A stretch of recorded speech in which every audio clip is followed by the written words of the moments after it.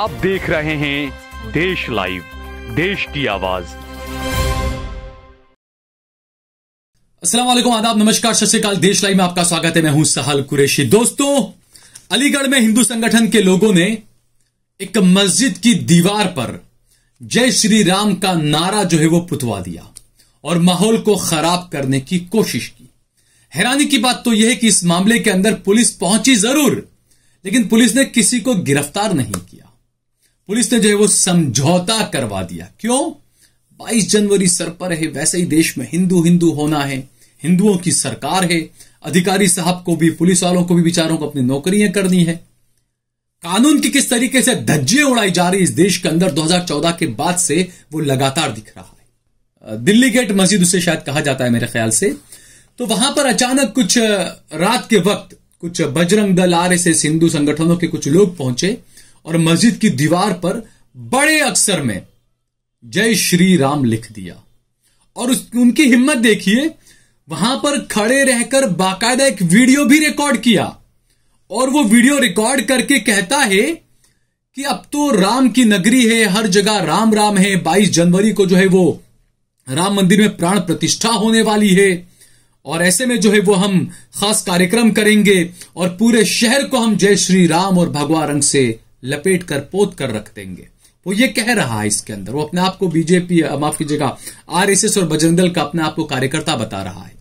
और उसके साथ ही वो कहता है कि हर घर हम जाएंगे अलीगढ़ के और हर घर में जाकर हर हिंदू को चावल देंगे और राम मंदिर पर जाने की, वहां पे जो प्राण प्रतिष्ठा होनी है वहां पर जाने का हम न्योता देंगे।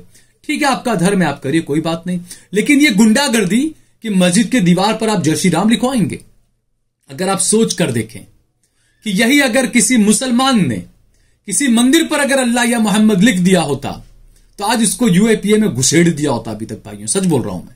और योगी जी का बुलडोजर भी पहुंच गया था उनके घर पर। तो अब योगी जी, आप बताइए, क्या आपका बुलडोजर यहां पर पहुंचेगा? क्या भगवान श्री राम आपके इन कार्यकर्ताओं की हरकतों से खुश हो रहे होंगे? क्या भगवान राम, क्या रामराज यही है? क्या आप 14-15 करोड़ की, 30 करोड़ की आबादी को आप दुखी कर दें? आप इससे भगवान राम खुश होंगे? आप ये दिखाने की कोशिश कर रहे हैं। कार्रवाई कुछ हुई नहीं। नफरती चिंटुओं के खिलाफ क्या कोई एफआईआर की गई? क्या किसी नफरती चिंटू को गिरफ्तार किया गया जिसने मस्जिद की दीवार पर जय श्री राम का नारा पोत दिया? घंटों के बाद वहां पर पुलिस तो पहुंची। पुलिस ने जाकर वहां पर पूरा रंग पुतवा दिया, जय श्री राम का जो नारा था वो हटवा दिया वहां से। अब आप ये भी सोचिए कि अगर ये कांग्रेस की सरकार होती तो क्या होता? मुख्यमंत्री से जवाब मांगा जाता, मुख्यमंत्री जी बताइए, आप जय श्री राम के नारे पर आपकी पुलिस ने रंग कैसे पुतवा दिया? तो ये जो दोहरा चरित्र है ना, ये सनातन धर्म में कभी नहीं कहा गया। ये सनातन धर्मी नहीं हो सकते ये लोग जो इस तरीके की हरकतें कर रहे हैं कि मस्जिद के दीवार पर जय श्री राम के नारे पुतवा रहे हैं। और उसके बाद देखिए, अब जैसा मैंने कहा कि सैया मोहे कोतवाल तो भाई डर काहे का। जब वहां पर वीडियो बनाया गया, उस वीडियो के अंदर यह व्यक्ति कहता है कि 30 दिसंबर को अलीगढ़ में 10,000 बाइकों की हम रैली निकालने वाले हैं और हम हर जगह पर भगवे रंग से जय श्री राम लिखेंगे। इसके लिए यूपी सरकार, यूपी पुलिस ने क्या तैयारियां की है? बहुत पहले कपिल सिब्बल और कई लोग कह चुके हैं कि पूरे देश को दंगों में झोंकने की कोशिश की जा रही है। मैं खुद इस मुद्दे पर कई सारे कार्यक्रम कर चुका हूं। मैं हमेशा कहता हूं कि इस वक्त भारत को जो है वो ऐसा लगता है कि बारूद की सुरंग पर जो है वो भारत देश को बैठा दिया गया है। गैस चैम्बर जो है वो हमारे देश को बना दिया गया है। और जो नफरतें जो भरी जा रही है ना, जंतर मंतर पर खड़े होकर हिंदू संगठन के लोग कहते हैं कि हमें मुसलमान मुक्त दिल्ली चाहिए, हमें मजार मुक्त दिल्ली चाहिए। ये तमाम चीजें हो रही है इस देश के अंदर, कोई कार्रवाई नहीं उनके खिलाफ। ये ऐसे संविधान चलाएंगे आप, ऐसे देश चलाएंगे आप? एक तरफ 2 राज्यों को लड़वाने वाला, लोगों को गुमराह करने वाला मनीष कश्यप जेल जाता है, कुछ महीनों के बाद उसको जमानत मिल जाती है, वो जमानत पर बाहर आ जाता है, बड़ी रैली निकलती है, अपने आप को बड़ा हिंदू सम्राट बताता है। और दूसरी तरफ, हालांकि मनीष कश्यप के खिलाफ तो सारे सबूत थे कि उसने गलत ट्वीट किया, गलत जानकारी दी, भड़काने की कोशिश की, उसके बावजूद उसको जमानत मिल गई। एक और है उमर खालिद दिल्ली के, जिनके खिलाफ आज तक पुलिस खुद कोर्ट के अंदर एक भी सबूत पेश नहीं कर पाई है, लेकिन आज तक उमर खालिद को जेल में ठूस कर रखा गया है। क्यों? क्योंकि उसका नाम मनीष नहीं है, उसका नाम उमर है, उर्दू नाम वाला है, वो मुसलमान है वो, इस वजह से उसके साथ में यह कार्रवाई की जाएगी। तो ये जो दोहरा चरित्र चल रहा है ना इस देश में, इस देश को वाकई में, जैसा मैंने कहा कि बारूद की सुरंग पर इस देश को यहां के सत्ता पक्ष और कुछ हिंदू संगठनों ने बैठा दिया है। और मैं हमेशा कहता हूं कि जो नफरत का गुबार जो भरा जा रहा है ना, जो नौजवान मेरे हिंदू भाइयों के अंदर और कुछ मुसलमानों के अंदर भी, ये जब नफरत का गुबार जब बहुत सारा, जब वो गैस चेंबर होता है ना, तो ब्लास्ट होता है, और वो जो ब्लास्ट होता है ना, तो गुजरात जैसे दंगे होते हैं। तो सरकार को अभी से इन चीजों के बारे में सोचना चाहिए, देश की जनता को भी संयम रखकर इन चीजों के बारे में सोचना चाहिए कि कहीं पर भी टकराव हो, हालात खराब हो, दंगे हो, इस तरह की कोई हरकतें नहीं की जानी चाहिए। और इस तरह की अगर कोई हरकतें कर रहा है तो कानूनी तौर पर उसको घसीट कर कटघरे में ले जाकर खड़ा किया जाना चाहिए। अब वो चाहे कोई भी हो, वो चाहे सांसद हो, विधायक हो, मौलाना हो, साधु हो, संत हो, जो भी हो, अगर गलत कर रहा है उसके खिलाफ कानूनी कार्रवाई होनी चाहिए।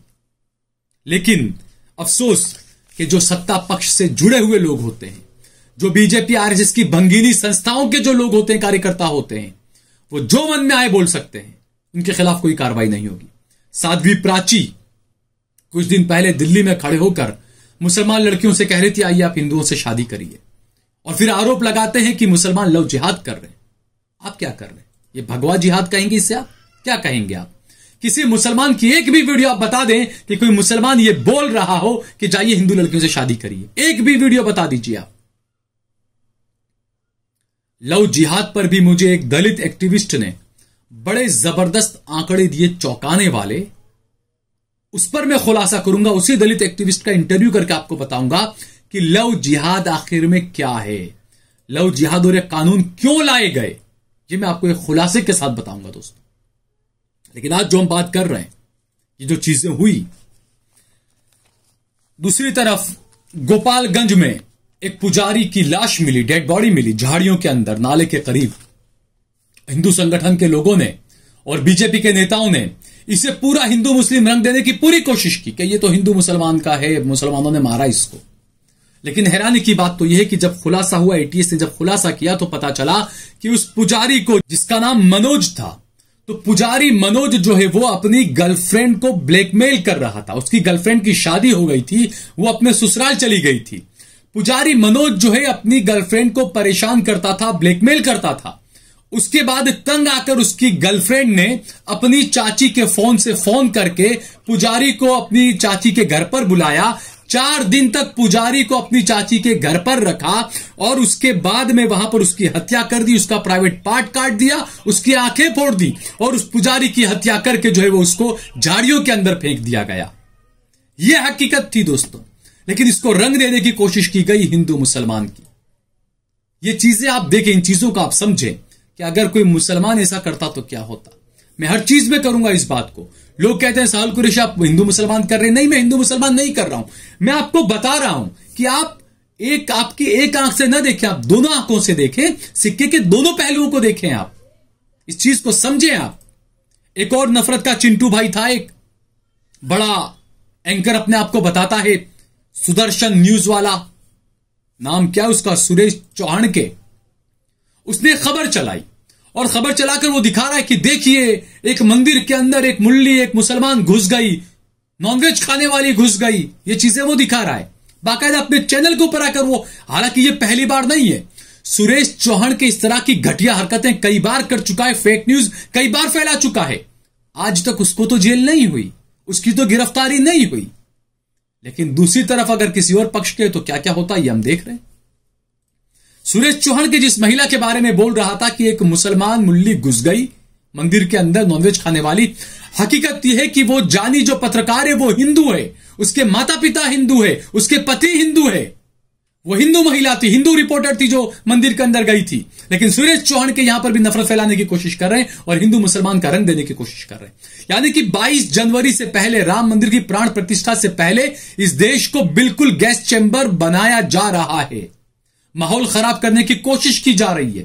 22 जनवरी को लेकर मैं आप सब लोगों से अपील करता हूं, हिंदू, मुस्लिम, सिख, ईसाई, कृपा करके संयम बनाकर रखें और कृपा करके जिस नफरत के गैस के चेंबर में आपको झोंका जा रहा है उससे बचे मेरे युवा भाइयों।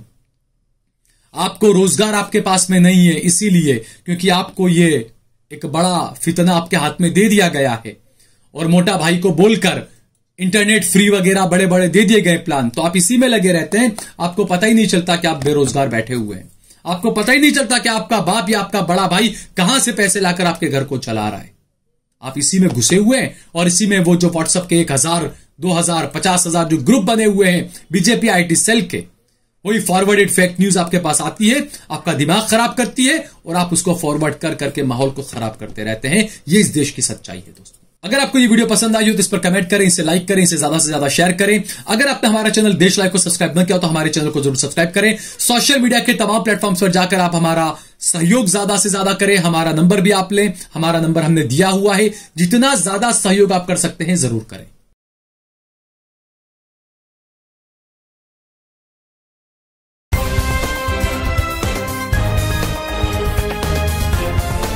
देश और दुनिया की तमाम छोटी और बड़ी खबरों के लिए हमारे चैनल को सब्सक्राइब करना न भूलें और बेल का बटन जरूर दबाएं।